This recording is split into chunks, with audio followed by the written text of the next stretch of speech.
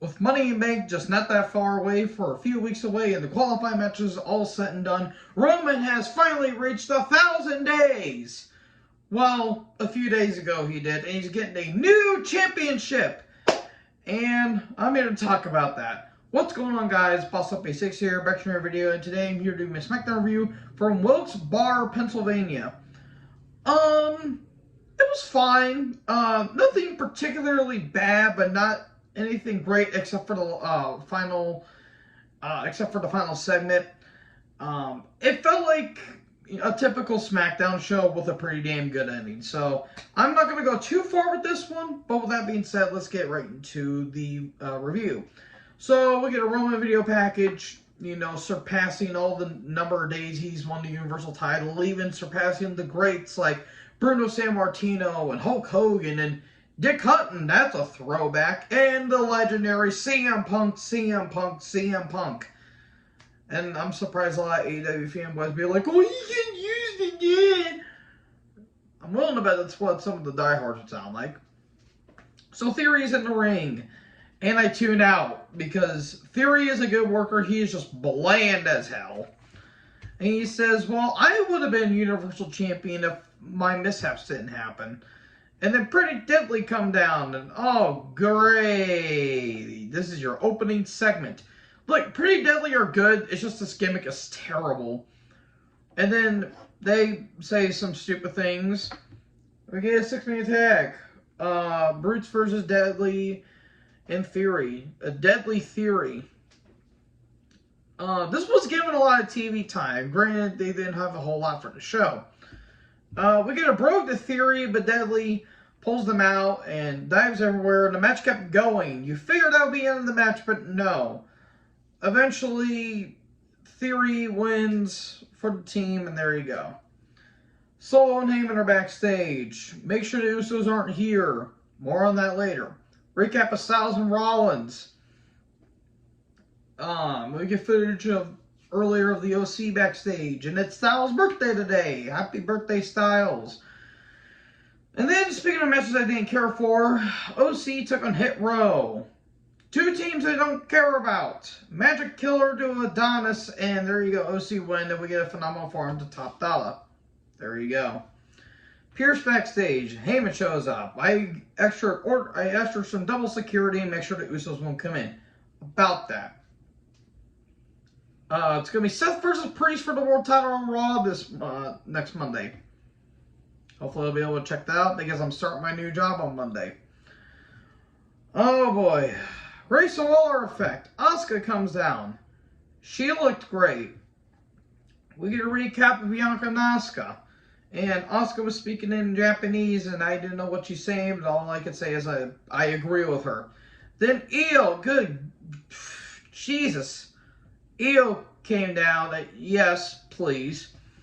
And they were shrieking in Japanese. I don't know what they were saying, but I was certainly looking at them like the distinguished gentleman that I am.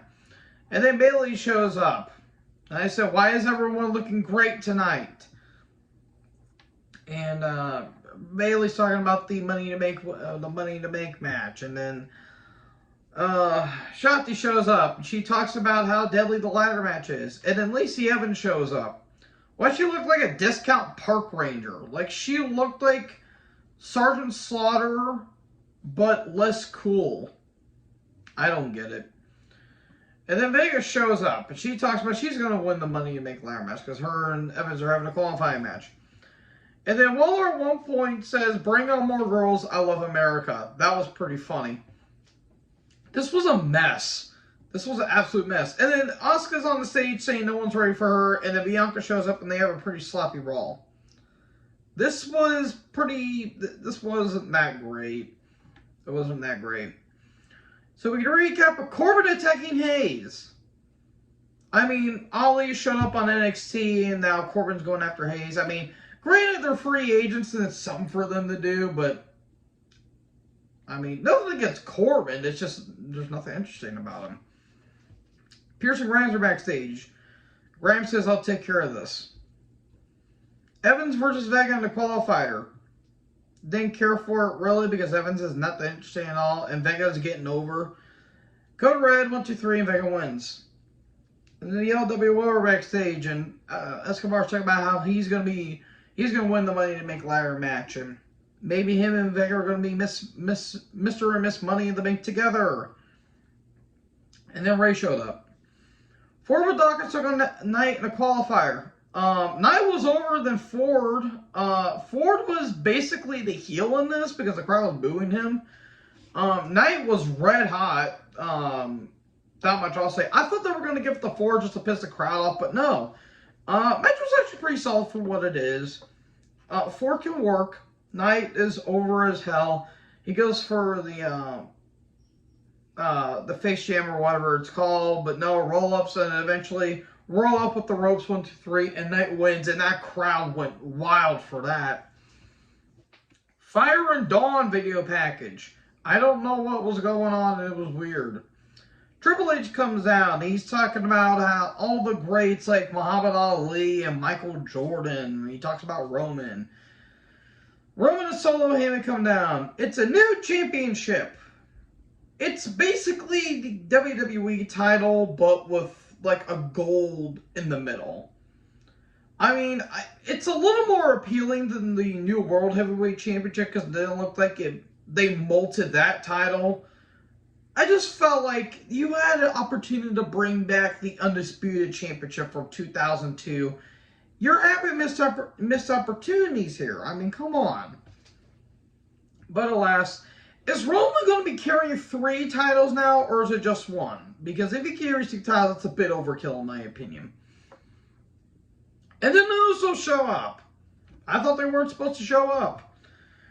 And then they stare down Roman. And he says, Jay, kick Jimmy in the face. Kick him in the face. He keeps saying that. Look at what he screwed me out of the tag titles at Mania. Not at Mania. That would have been funny. Screwed me in the tag titles at Night Champions. Kick him in the face. Fix this. Jimmy says the only thing that needs fixing is you. Ooh. He says, what kind of brother manipulates, betrays, and hurts his own? And Roman says a little more things. And he's like, you know what? Why don't we have a verdict? What does Solo have to say about this? And Solo says, I acknowledge you, Roman, but I love my brothers more. Solo joins up with them. And Jimmy is like, what are we doing here? Are you with us or not? Because if you aren't, then you're on the Allen Relevancy all by yourself. If you're going to be with us and run the show, you got to treat us with respect. Well, Roman and Jimmy hug and all this stuff. Or actually, before that, Roman says something to Jimmy. Jimmy shoves Roman, and Jay's getting in the middle, and that crowd went ballistic when that happened.